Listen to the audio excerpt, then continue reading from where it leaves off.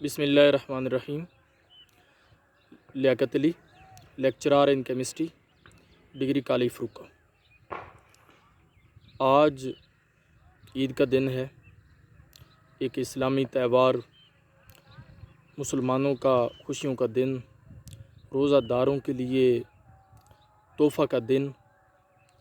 آج جس موضوع پہ میں لب کشائی کرنا چاہتا ہوں وہ یہ کہ ہم تعلیم کیوں ضروری سمجھتے ہیں، ایک بچے کو اسکول کیوں بھیجتے ہیں، تعلیم و تربیت کا آخر مقصد اعلیٰ کیا ہے۔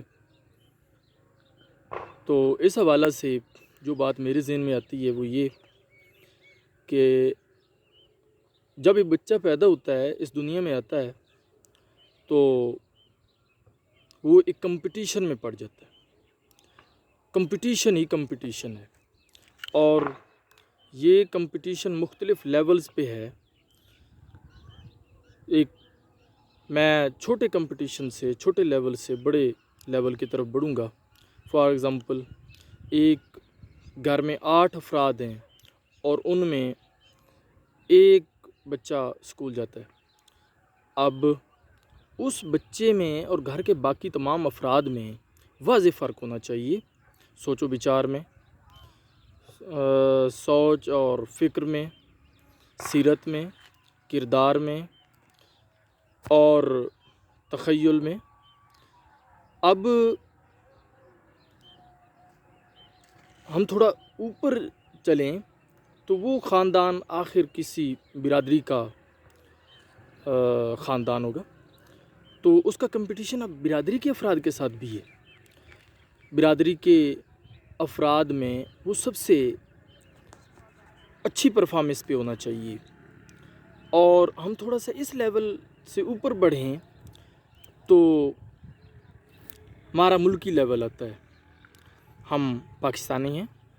اسی طریقے سے باقی جو نیشنز ہیں، چینی قوم ہے، ہندوستانی قوم ہے، ایرانی قوم ہے، افغانی قوم ہے، امریکن ہے، برٹش ہیں، تو اس بچے کا کمپٹیشن باقی قوموں کے ساتھ بھی ہے۔ تو اب دیکھنا یہ ہے کہ وہ اسکول بچے کو اس لیول کی تعلیم و تربیت دے رہا ہے کہ وہ ایک بہترین پاکستانی بنے اور باقی تمام جو اقوام عالم ہیں ان کے ساتھ وہ کمپیٹ کر سکے۔ یہ مقابلہ یہیں ختم نہیں ہوتا، ہم ایک درجہ اس سے آگے بڑھتے ہیں۔ دیکھیں، 1,24,000 کم و بیش انبیاء کرام اس دنیا میں تشریف لائے، انہوں نے تربیت کی، ان کی امتیں ہیں۔ اب ایک امتی ہونے کے ناطے اس کا کمپٹیشن باقی امتوں کے ساتھ بھی ہے۔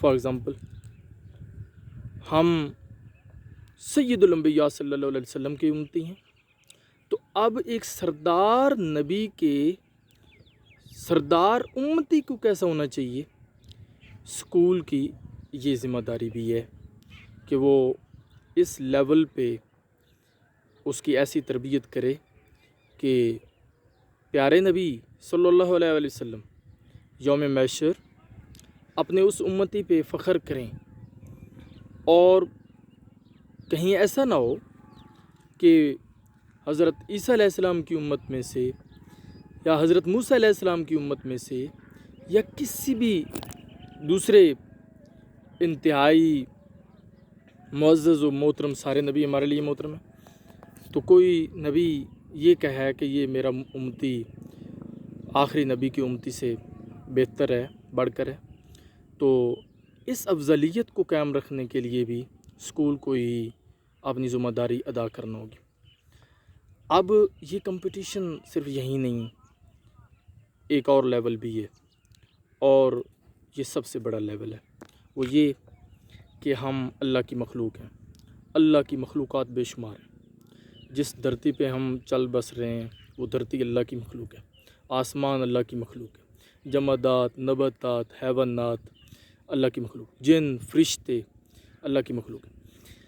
تو اب اشرف المخلوقات ہونے کے ناطے ہمارے اوپر یہ ذمہ داری آتی ہے کہ ہم واقعی ایسا پرفارم کریں کہ کسی بھی دوسری مخلوق سے شرف میں، افضلیت میں ہم بڑھ کے ہوں۔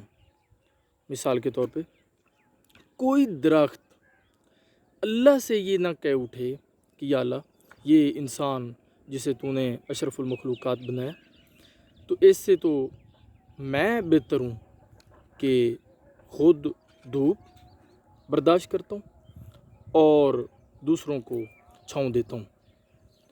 تو اب اللہ کی یہ جو شاکار تخلیق ہے اس کے اوپر اعتراض نہ اٹھے، اس کے اوپر آبجیکشن نہ آئے۔